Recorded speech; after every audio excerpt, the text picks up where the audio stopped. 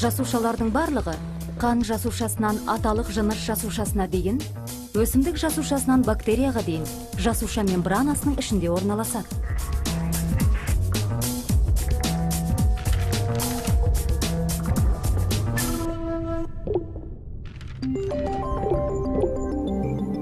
Жасуша мембранасы екі маңызды қызмет атқарады. Ол жасуша құрамындағы заттарды сақтап, оларды сыртқы ортадан бөліп тұрады. Және ол жасушаға қандай заттардың кіріп шыға алатынын анықтайды.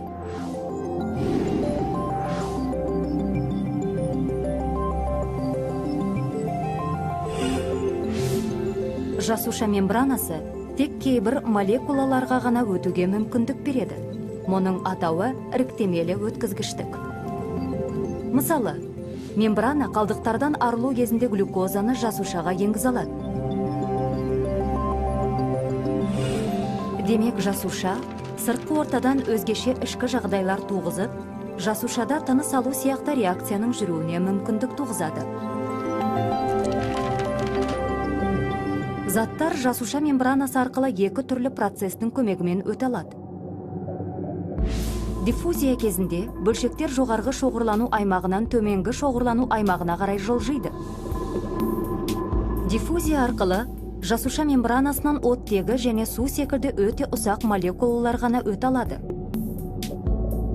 Іріктемелі өткізгіштік мембранасы арқылы жүретін мұндай су диффузиясы осмос деп аталады. Диффузия мен осмос пассивті тасымал түрлері. Олар жасушадан энергия талап етпейді. Бірақ жасуша заттарды мембрана арқылы шоғырлану градиентіне қарама-қарсы жаққа қарай жылжыту үшін белсенді тасымал түрін пайдалануы тиіс. Жасуша мембранасындағы ақуыз тасымалдаушылар молекулаларға төмен шоғырланудан жоғары шоғырлануға жылжуға көмектеседі. Мысалы, тамыр түптері жасушалары топырақтан минералдар сіңіру үшін белсенді тасымал түрін пайдаланады.